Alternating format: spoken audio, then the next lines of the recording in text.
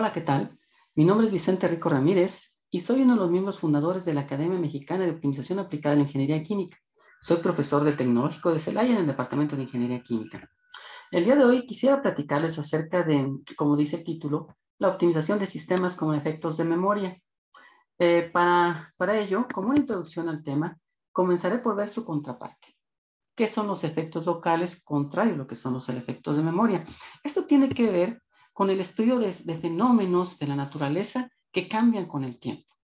A este tipo de fenómenos se les conoce como sistemas dinámicos, precisamente por esa característica que tienen de que sus variables van cambiando con el tiempo. Y aquí podemos hablar de un sinnúmero de aplicaciones, ¿no? Por ejemplo, cómo cambian las concentraciones de CO2 en la atmósfera con el tiempo, la temperatura del planeta y ese tipo de circunstancias.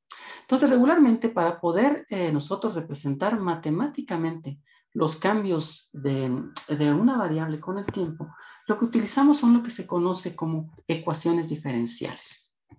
Entonces, así, por ejemplo, si yo quisiera poder determinar cuál es la posición de un objeto o una persona en un determinado punto en el tiempo, pues lo que puedo es generar una ecuación diferencial que represente su movimiento. Esta ecuación diferencial me servirá precisamente para ese propósito, para tratar de representar el movimiento de la persona y poder establecer en qué ubicación se encontrará en cada uno de los instantes de tiempo en que desea analizar su movimiento. Entonces, tenemos ecuaciones diferenciales para la representación de sistemas dinámicos, pero la característica fundamental que tiene esta ecuación es que esa ecuación diferencial es ordinaria. Y sin entrar en el detalle de las definiciones matemáticas dadas por el principio fundamental del cálculo, aquí lo único que diré es que en términos de la representación general, la n de la derivada está representando aquí el orden de la ecuación diferencial. Y dado que en nuestro caso ese orden es 1, es un valor entero. Se dice entonces que la ecuación diferencial es ordinaria debido a que su orden es un valor entero. ¿Sí? Entonces, esta ecuación es diferencial, es ordinaria. Entonces, las ecuaciones diferenciales ordinarias se utilizan para representar cambios locales con el tiempo. ¿Qué significa que un cambio sea local? Lo que significa es que en el mismo ejemplo que estamos tratando, si yo quiero determinar la ubicación de la persona o el objeto en un instante de tiempo, para poder hacerlo, lo único que necesito es su ubicación y su velocidad en el instante anterior. Es decir, necesito información únicamente local. A partir del instante anterior, yo puedo calcular el instante actual. Y eso lo puedo hacer de manera muy simplista a partir de la misma ecuación diferencial que utilizamos para representar su movimiento. Estas ecuaciones diferenciales ordinarias son objeto de estudio de una de las áreas en las matemáticas que se les conoce como cálculo diferencial ordinario, y que es lo que se utiliza para representar de forma convencional los problemas en la ciencia y en la ingeniería. Sin embargo, tiene una limitación. Como acabamos de ver, las ecuaciones diferenciales ordinarias solo consideran cambios locales y no consideran su contraparte, que son los efectos de memoria. Entonces vamos a hablar ahora acerca de los efectos de memoria. Bueno, aquí la idea es que se ha demostrado que muchos fenómenos de naturaleza presentan este tipo de efectos de memoria. Y como ejemplo se presentan muchos casos de fermentaciones para obtener productos de uso muy común, como el alcohol, como los medicamentos, como el vino, o bien para representar el comportamiento del sistema inmune, que es el que nos protege contra las enfermedades, o bien en este mismo contexto para representar cómo se da la difusión de los medicamentos en nuestro cuerpo, desde que se ingiere, luego que se va al torrente sanguíneo, luego hacia los tejidos, luego hacia su actividad metabólica correspondiente y finalmente se excreta. Este tipo de distintas actividades, muchas de ellas pueden ser representados como teniendo efectos de memoria. El movimiento de algunos fluidos complejos como las pastas y el yeso tienen efectos de memoria. Y bueno, muy recientemente se demostró que las curvas de contagio en algunos países del SARS-CoV-2 tuvieron esta característica de presentar efectos de memoria debido a que su comportamiento, el comportamiento de la curva fue cambiando conforme fue cambiando también la conducta social conforme se fue teniendo información acerca de la enfermedad. Entonces, ¿qué es lo que hace que estos sistemas tengan efectos de memoria?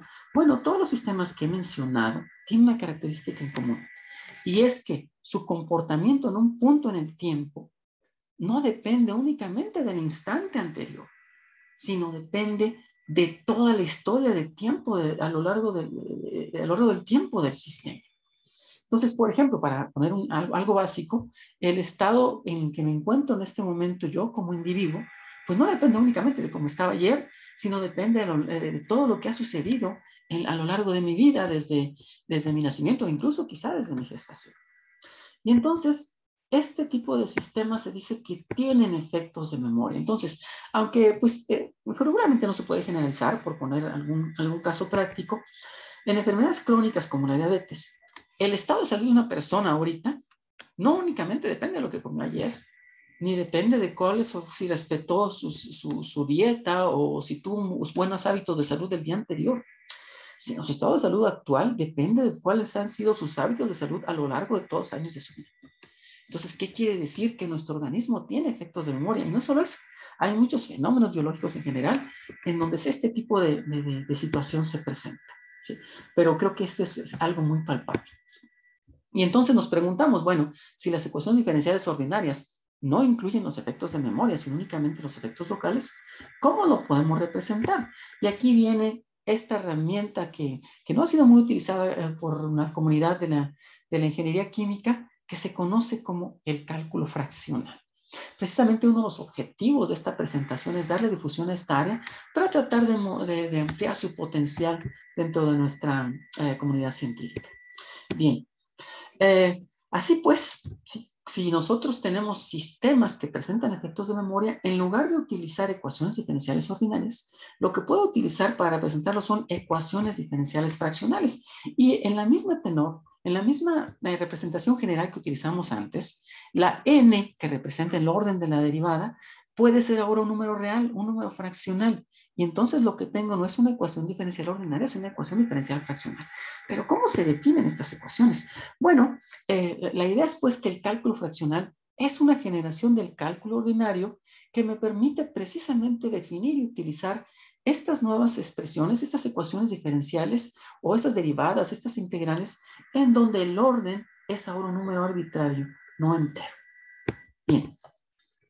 Los cursos convencionales de matemáticas de bachillerato y de la licenciatura, pues no estudian regularmente el cálculo fraccional, estudian el cálculo ordinario, y es este cálculo ordinario por lo mismo lo que ha sido la herramienta básica para hacer los modelos matemáticos en las distintas áreas de la ciencia y la ingeniería. Sin embargo, las últimas 3 décadas se ha demostrado el potencial de esta nueva herramienta del cálculo fraccional y se empezó a utilizar mucho como herramienta de modelado matemático. Así pues, aunque como comento, es hasta las últimas 3 décadas que se ha utilizado, realmente el cálculo fraccional es tan antiguo como el cálculo ordinario. Hay una lectura muy interesante en diferentes sitios de internet o en diferentes textos, en donde se habla que hubo una comunicación entre Leibniz y L'Hopital por ahí del año de 1695, en donde estaban tratando de establecer la definición de lo que era una derivada. Y entonces L'Hopital le preguntaba a Leibniz qué ocurriría si intentaran definir el orden fraccionario, el orden de n igual a 1/2 en la derivada. Y la respuesta de Leibniz fue, bueno, es una paradoja que algún día tendrá consecuencias importantes. Y bueno, pues de aquí lo interesante, pues que ese día ya llegó y hay en la actualidad muchas aplicaciones de este cálculo fraccional en donde el orden de las derivadas es fraccionario. Entonces, una de las contribuciones, creo que la más importante de esta breve presentación, es que, pues espero que quede claro que cuando yo tengo un sistema con efecto de memoria, regularmente el cálculo fraccional tendrá más poder de representación que el cálculo ordinario. Bien, entonces si nosotros hurgamos dentro de los muchísimos textos que hay ya o sitios de internet que hay sobre el cálculo fraccional, podemos notar que hay definiciones tanto de integral fraccional como la derivada fraccional. Estas definiciones regularmente se generan utilizando como herramienta básica al concepto de la transformada de Laplace, y la verdad es que es matemáticamente bien interesante cómo se pueden generar estas definiciones. En pantalla estoy mostrando lo que se conoce como la definición de integral fraccional de Riemann-Liouville. Y de la misma manera, para derivada fraccional tenemos varias definiciones, entre ellas las más utilizadas están la definición de Riemann-Liouville y la definición de Caputo. Pero aunque sin entrar en detalles de la definición, lo que quiero mostrar aquí con lo que tengo en pantalla es que ambas definiciones involucran una integral. Es decir, yo estoy derivando, pero la derivada involucra una integral, lo cual es, desde el punto de vista matemático, muy interesante.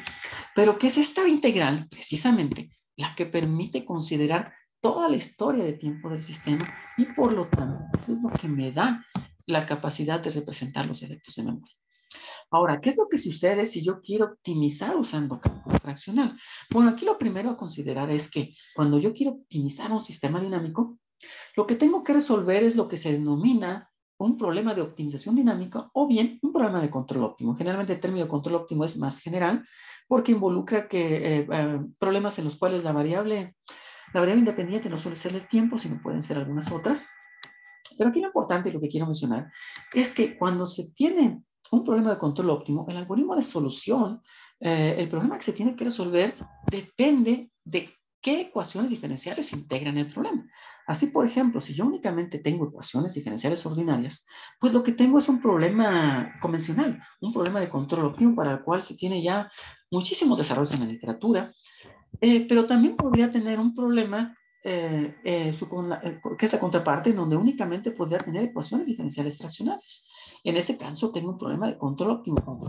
Y lo más interesante pues, es cuando tengo una combinación. Es decir, cuando yo tengo un problema ordinario fraccional de control óptimo. En mi equipo de trabajo hemos desarrollado herramientas tanto teóricas como numéricas para tratar este último tipo de problemas. Sistemas dinámicos en donde yo tengo ecuaciones diferenciales fraccionales y ecuaciones diferenciales ordinarias. Algo que quisiera comentar es que las herramientas teóricas y numéricas para el cálculo ordinario en particular los problemas de control óptimo convencionales, pues ya se encuentran bien estudiadas, bien desarrolladas y hay muchísimas aplicaciones. Mientras que aquellas que se refieren al cálculo fraccional o a los sistemas combinados, pues muchas de ellas aún se encuentran en desarrollo.